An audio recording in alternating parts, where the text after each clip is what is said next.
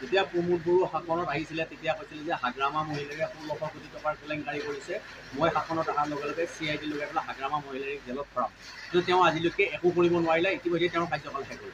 নাই মোৰ দিনত 17 বছৰ যিটো মই ব্ৰিটিছে শাসন কৰি আহিছোঁ, মই এটাও কেলেংকাৰীত কাম কৰা নাই আৰু আজিলৈকে সি প্ৰমাণ দিব পৰা নাই মই যে এটা কেলেংকাৰী কৰিছে।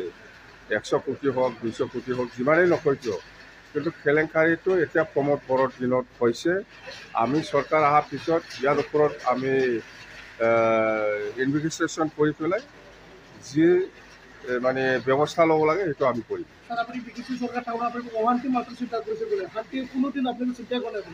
নাই শান্তি চুক্তি কৰি পেলাই শান্তি আনিহে আমি কাম কৰিছোঁ BTC অঞ্চলত।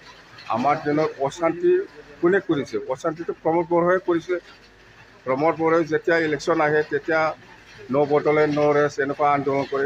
এইবিলাক মই আগতে কৈছোঁ নাটক, মই নাটক। আৰু আপোনালোকে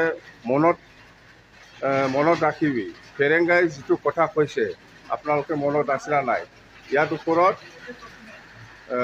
যাৱতীয় ব্যৱস্থা ল'ব লাগে হিচাপত, কিন্তু লোৱা নাই। যেনিবা ফেৰেংগাই কৈছে BPF-এ যদি আকৌ চৰকাৰ কৰে তেতিয়াহ'লে BTC অঞ্চলত ব্লাড ছেট হ'ব। এই কথাটো কেনেকৈ ক'ব পাৰে? ফেৰেংগাই সেইটো কথা কেনেকৈ ক'ব পাৰে? আৰু ফেৰেংগা চাওক, ফেৰেংগাই BTC-ৰ মানুহ নহয়। আমি RTI কৰিছোঁ।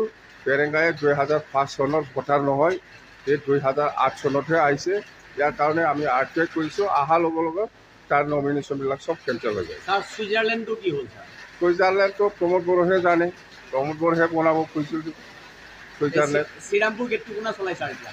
শ্ৰীৰামপুৰ গেটটো প্ৰমোদ বড়োৱে চলাই আছে এতিয়াও, প্ৰমোদ বড়োৱে চলায়।